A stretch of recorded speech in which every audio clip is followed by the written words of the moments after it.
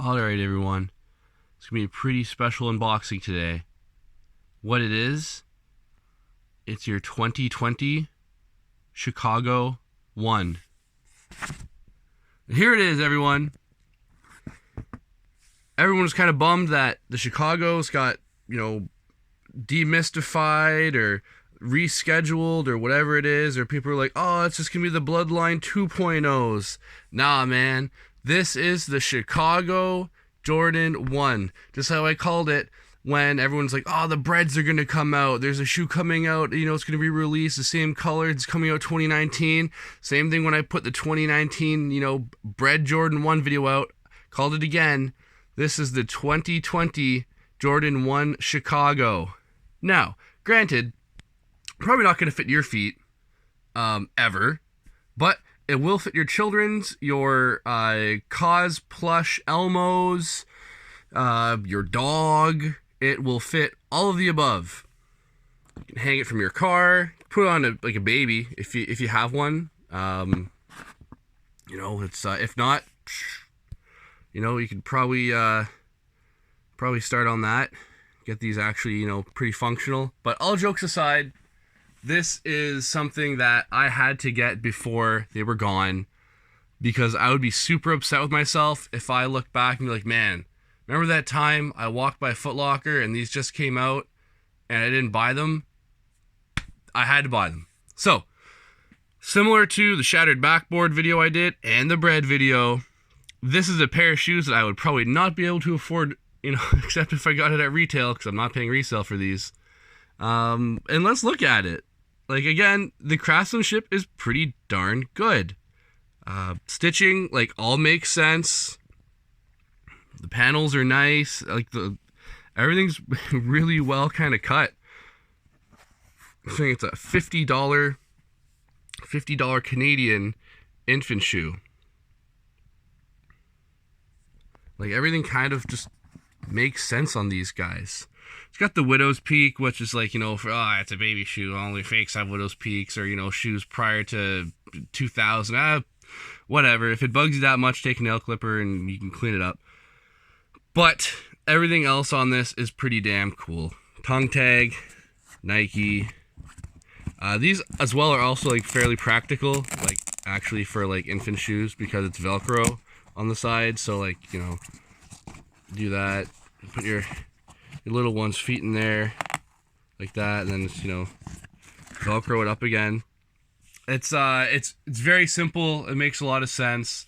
Now, the sad part about this is, of course, kids grow so darn quickly that you're gonna get a size 1, which I have just for video sake, size 1, right?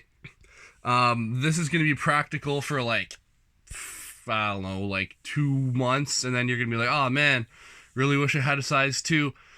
I would suggest getting a bigger size than you need. After all, if your kid's 3 months old, chances are he's not running around like Speed Demon, unless he's some sort of genius brainchild who's already figured out how to run around. But I would say size up. These are more or less glorified decorations hanging off your baby's feet, if that's the route you're actually buying these for. Buy a bigger one, kind of just let them hang out. Your kid's not walking around kind of idea, so it's not going to be detrimental to their progress of, walking and crawling kind of idea. It'll just keep them around that much longer.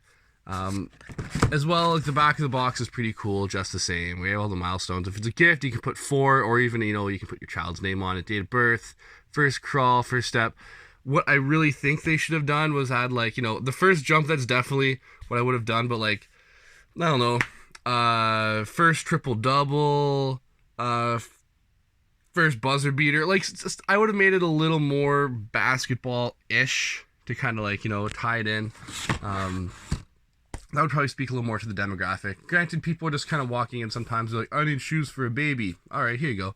I would have done it a little more comically if that was the case.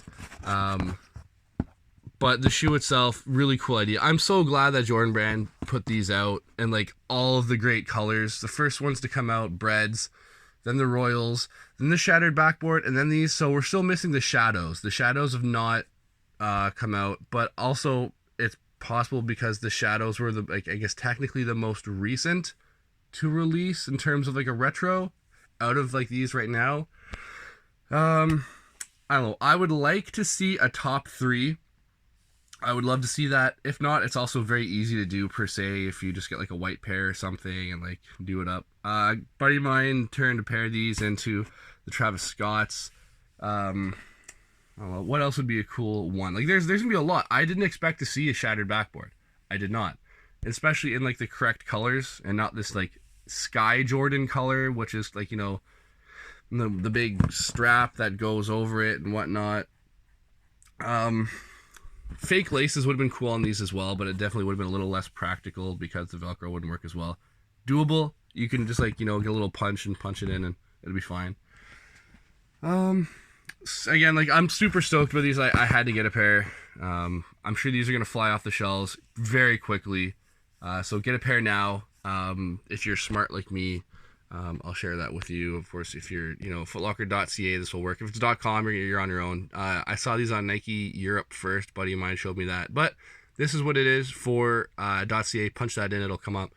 Go into your store and be like, hey, do you have these? If they're like, nah, we don't. You can probably order it, show them that number, screenshot this, and they'll help you out.